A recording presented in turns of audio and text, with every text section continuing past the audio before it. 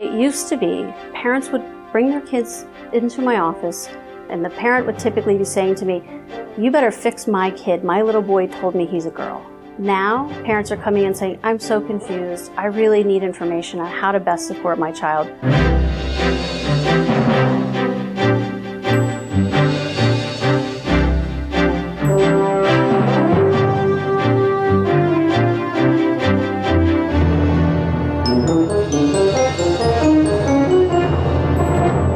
Hello, I'm Bonnie Bay. Welcome to the Contrary. This week we're here with Dr. Michele Angello, a therapist who specializes in working with gender variant and transgender youth. She has co-written a new guide for parents called Raising the Transgender Child. Welcome. How are you? Thank you. I'm doing great. Thank you for having me. Happy to have you, and want to find out, first of all, why did you write this book? Well, I wrote a book a couple of years prior to Raising the Transgender Child and had to self-publish because a lot of the publishers said that there wasn't a demographic, there wasn't a market for it. And a couple of years after that, I was approached by all of those same publishers saying, please, can you get us a guide? We want resources, we want information. And so I think with the mainstream media attention that came from the first book as well as other attention that was out there, there was just a necessity for it.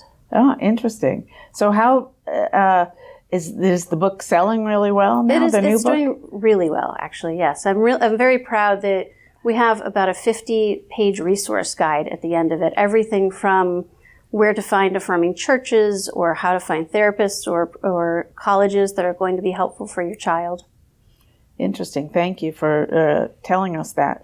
So what kind of reception have you gotten, aside from the fact that obviously it's selling really well, but you're, has, I don't know how active you are on social media. Has it all been positive? What is going on? It's been, for the most part, very positive. We did a national book tour after the book came out. It was right after the last election, so unfortunately there was a little bit of, there were more things happening in the world than just our book. But we did do a tour around the country, and it was incredibly well received. And we're constantly getting comments and calls from parents and caregivers just thanking us for recognizing that they're not the only family out there. Right. So tell me, I'm a mother of a young son, and he comes to me and says, "I'm really a girl, Mommy," and the child is 5 years old. What are you supposed to say to that? Well, it's uncharted territory, obviously, for most parents. We don't anticipate that being a comment or a conversation we have with our children. But if we're looking for, in hindsight, what might I have been able to say to have the best response, something like, "I'm so proud of you, and I find it to be so brave that you came to this conclusion so early in your life, and how can I best support you?" Most parents wish they had a do-over when they first heard that from their child, because of course, again, we don't anticipate that being a conversation. But if the child can just feel unconditionally loved by their parent from the beginning, it's an opportunity for them to explore. Some children will come out and it's definitively their identity and it stays static for the rest of their lives, and other children really just need the opportunity to explore. So what is the biggest misconception that you think parents in that situation would face? Well, a lot of parents and society at large feel as though children don't know themselves well enough at that age, when in fact, developmentally, from a psychological perspective, kids can be certain of their identity as young as 4 years old. And so simply because someone says, "Mommy, I'm not a boy, I'm a girl," doesn't mean that's not true or doesn't mean they're confused. It may mean they need time to explore, but it also may mean they're absolutely certain. I often will say to people who are parents, "When did you know that you weren't trans?" And they'll say, "Well, I've always known." I said, "Exactly. And that's probably how your kid's feeling right now." Interesting. So there's no age guidelines in your book. In other words, say what you said to tell them at 4 or 5 or 6, but wait until they're 8 or 10 to do hormone. We're not even talking about medical transition at this point. This is simply supporting the child, and perhaps what we call a social transition. So if a child is certain, and what I mean by certain is if the child comes out and says, "Mommy, I'm really a girl and I need to do something about this," and then the child probably will go to therapy, the family will likely go to therapy. Typically, in my experience, parents need therapy at least as much as the child is going to need therapy, just to understand how to be optimally supportive. And so we'll talk about that after 6 months or a year, and it remains consistent. Then we might have a conversation about strictly a social transition. So, Mom, you might want to consider using female pronouns for your child, or talking a little bit about a different name for your child, or perhaps having some clothing that you bought in the girls' department rather than the boys' department in the closet. And so all of these things can be reversed tomorrow if the child changes their mind. But can you really reverse it tomorrow?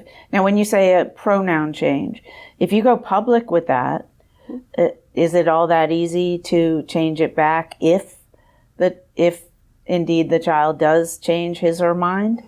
So how I would typically support that with parents is to say, you're going to approach this with friends and family members in a way that's very celebratory. We're very proud of our child for wanting to explore this, to embark on this journey.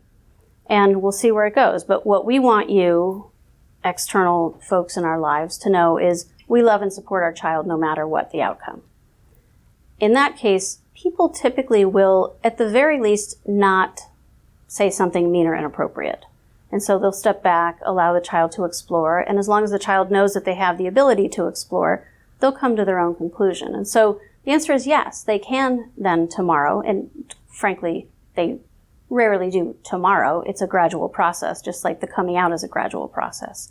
They might say, I'm not really certain if I want to proceed as a girl, or I'm being bullied and I don't feel that comfortable with this, so I think I'll go back to being a boy until I'm more confident.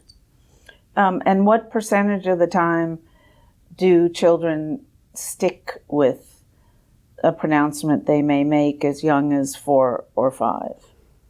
A large majority of the time. And so the fear-mongering out there is, oh my goodness, my child is going to say I'm a boy or I'm a girl, and then they change their mind and something has happened. We've done something irreversible. The reality is nobody's going to wake up one day, change their gender, change their pronouns, have their parents change their name, and then the next day wake up and say, oops, I made a mistake.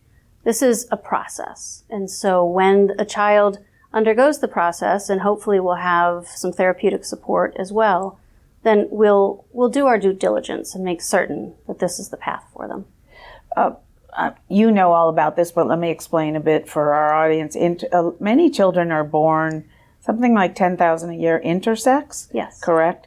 And the medical profession has, in the past anyway, turned most of these children with 2 sets of genitalia or 1.5 or somewhere in the spectrum between male and female, most of them into girls. Correct.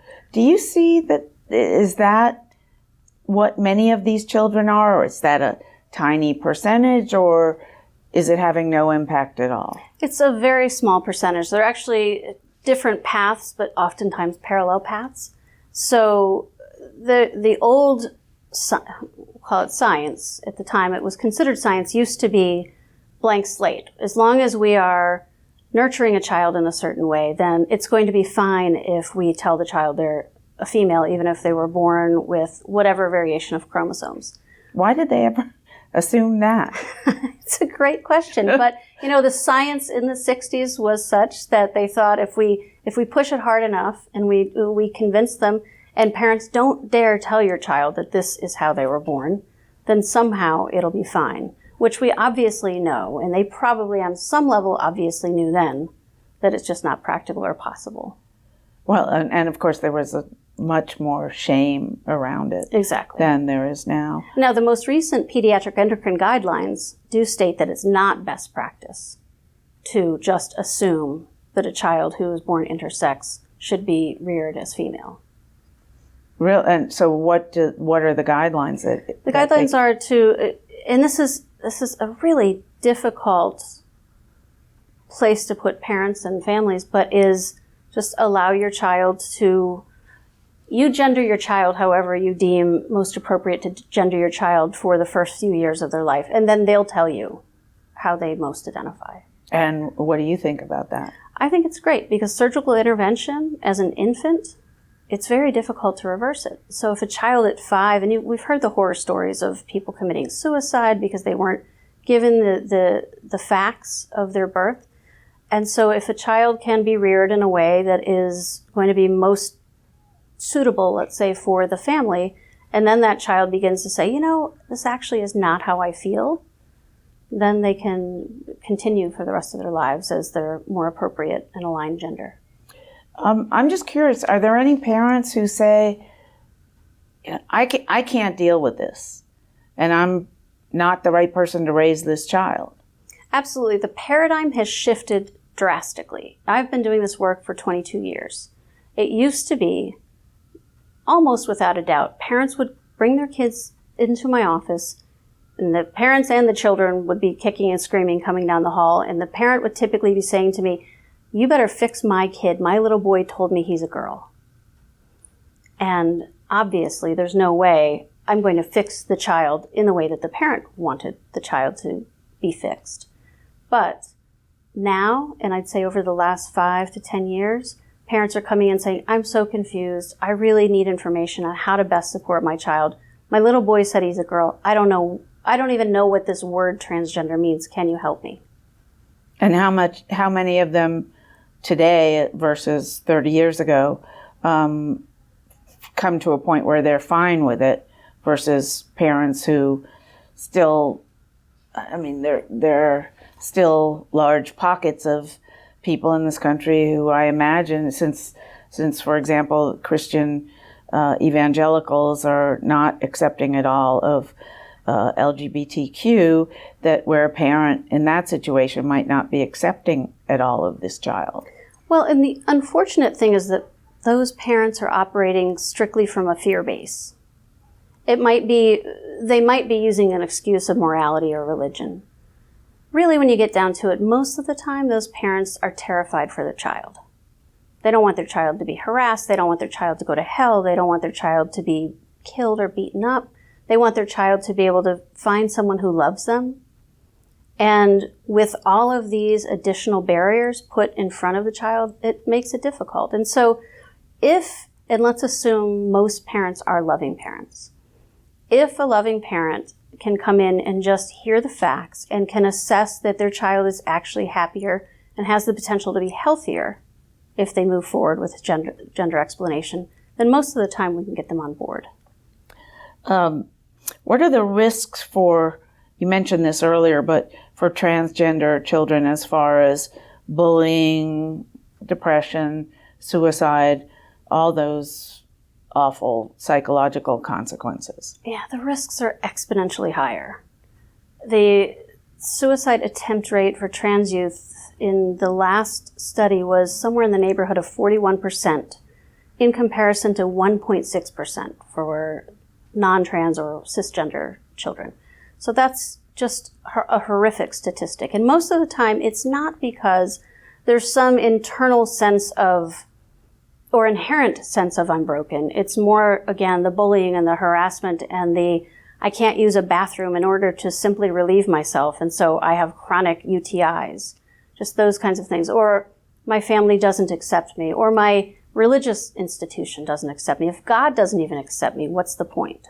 Why is it that if a church rejects a transgender child or a family or what have you, that they want to try to find a church that won't turn them away, as opposed to turning away from the religion, which at least the majority of the adherents agree with the dogma that says you are a sinner? True, but if there's that long-standing, typically generational impact and attachment to the particular, let's say, dogma or religion, spirituality, then people will do a frantic search to find another home base. And sometimes it's impossible to find. Other times they have to change what religion that they're going to, where they're going to go to worship. But if that has been such a significant part of somebody's comfort and what they feel is just an internal sense of who they are, then they're going to scramble to find another home.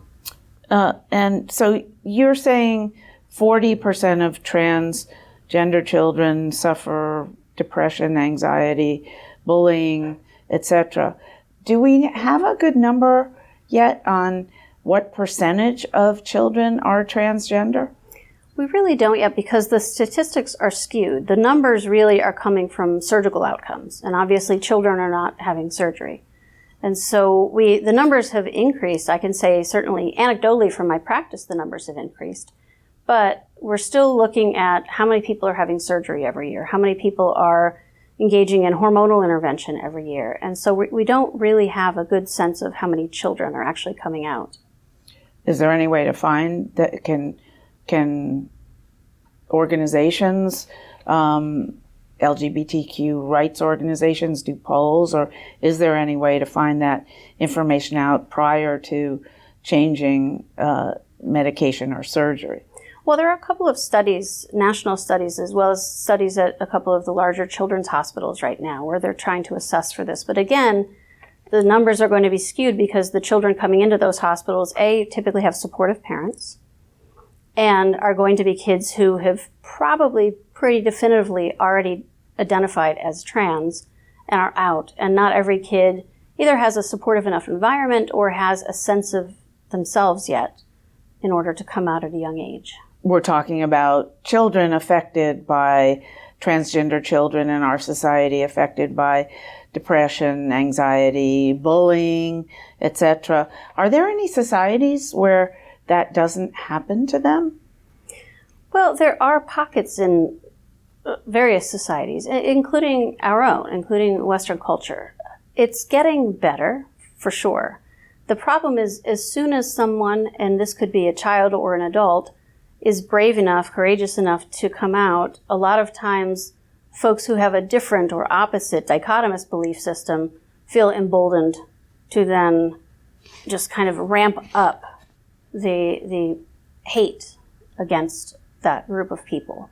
And so, yes, there are more. There are so many television shows. Netflix has a variety of different shows on. Some of the shows that have feature children. I Am Jazz has been running for a number of years now and is very well received in just mainstream media. So there are shows like that and there are opportunities like that, but we're still getting a lot of the backlash, unfortunately. And you said something about children as young as X would not have had surgery. At what age, and assuming everything you've talked about already, that the child has come out, that the parents are supportive, at what age is surgery appropriate? Or before what age is surgery not appropriate? So there are a couple of ways to view that. One is if we're looking at the World Professional Association for Transgender Health, which puts out the standards of care for best practices. They're sticking with typically the age of consent in most countries, most states actually, and countries. A lot of people are saying we're missing the boat because some of these kids, again, noting the increased rate in suicide attempts or suicidal ideation, sometimes it's dangerous for a child to go to school and for their peers to wonder, is this person male or female? How does this person fit? Is this person a non-binary identified individual who is just sort of a little bit of a combination of masculine and feminine? And so there are surgeons in this country who will perform surgery younger than 18. A surgery is not always a panacea. Most of these kids will have gone through a social transition. Many will have engaged in hormonal therapy, so they'll begin developing secondary sex characteristics that are more aligned with how they identify. And then finally, some children will want surgery in order to have congruence between their bodies and their brains. And is cost the overwhelming divider there, or is it, what is it if it's not cost? Cost certainly is one factor because many places, for many individuals and at many hospitals, this is considered an issue of access and discretionary income. But insurance companies are coming around and recognizing the medical necessity of this surgery, and so it's not always a factor. But the other thing is, once again, we're circling back around to parents saying, I have to make certain because this potentially is irreversible for my child. And is this something that my child really needs in order to feel optimally healthy and secure? And how do you tell them to make that decision? How do you advise them about making that decision? So I don't tell them how to make it, obviously, but I will work with them on what's getting in the way of making the decision or not making the decision, because neutrality certainly is not neutrality. Or not making a decision is not neutral in this case. Mm-hmm. And so if a child has lived for a period of time in their assigned gender role and they feel most comfortable in that, and everybody is generally speaking on board, and we're noticing just the environment for the child is healthier, the child is happier, then we start recognizing, first of all, this probably is the right path for the child. Secondly, yes, for some, this might be a thing where they will say, I wasn't quite ready for it. This is major surgery. And so I will work with the child and the family on here's what to expect from a post-operative perspective. This is major surgery, regardless if it's about your gender or something else. You have to be prepared for the ramifications and the recovery and everything else that comes along with that. And the pain. How painful is it? It can be pretty painful. I mean, actually, kids are pretty amazing and resilient. And most of the time, by kids, I mean typically late teens, young adults. But they're usually so happy with the surgical outcomes that they'll say, yeah, it was pretty uncomfortable. Unfortunately, our memories don't allow us to hold on to that for very long because they're so excited with just being able to be pure concordant that they forget the pain. Now, let's talk just a little bit in the little time we have left about use of pronouns. How important is that for parents to refer to their children as they and them as opposed to she or her or he? Well, it's imperative if that's what your child needs or even requests at that point, because there's really no other barometer for how the child is going to feel if they're not getting it from their home. Obviously, we hope that they're going to be getting it from peers, and much of the time they are. But if the people who are raising them and who are supposed to be unconditionally loving them can't get on board with switching up pronouns, and I'm not saying it's a simple transition for them, but if they can't at least give it a try. And I'll say to parents, if they will say to me, I can't do this, I don't know how to shift from either he or she or go to they, say, let's just do it in the office. We'll do it an hour a week in the office where we will refer to your child with their chosen pronouns. And most of the time, those parents who are willing to engage in that activity look over and see the child just beaming and is so excited and so happy. And they'll typically, without even my suggestion, say, hey, out of the office, I tried they the other day and they were so excited. And I'm like, that's fantastic. And that's the goal, is to just make certain that they're going to be as happy and healthy as possible. Any other tips to parents? Know that you're definitely not alone. There are a lot of other parents out there. There are a lot of support groups that they have access to, whether it be in person or online. And that really just loving your child and being open to the exploration is what's going to keep your kid happiest. You're not going to make a mistake by loving your child. You can think of no example when that's ever been a mistake in some way. So I'll give you what a lot of people will come to me with is, but what if my kid changes their mind? And I'll say, you know what the lesson you just taught your child was? You love them unconditionally, even if you're not certain and they're not certain if the path is appropriate for them. It was appropriate in that moment, and then they shifted and went to another path, as, by the way, we all do as human beings in different aspects of our lives. And to know that we can come back and be loved by the people who are supposed to be loving us is a really fantastic lesson. I'm thinking, for example, a lot of college students change majors, for example, right. Or graduate from college, go into a field that they thought they would love and they don't. How many of us have gone to the altar Till death do us part, right? 50%, right? right? Don't last, right? So good analogy. Thank you very much for joining us. Very enlightening discussion. Thank you. That's it for this edition of To the Contrary. Please follow me on Twitter and visit our website, pbs.org/To the Contrary. And whether you agree or think to the contrary, see you next week.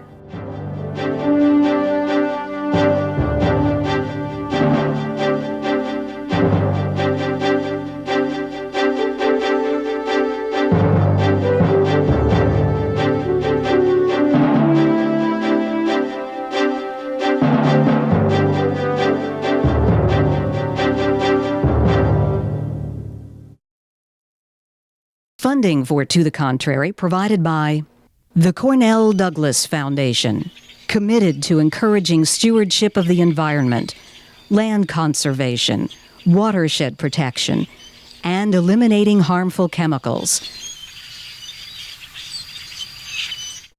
Additional funding provided by the Wallace Genetic Foundation, the Colcom Foundation, and the Charles A. Freoff Foundation. For a transcript or to see an online version of this episode of To the Contrary, please visit our PBS website at pbs.org/To the Contrary. Be more PBS.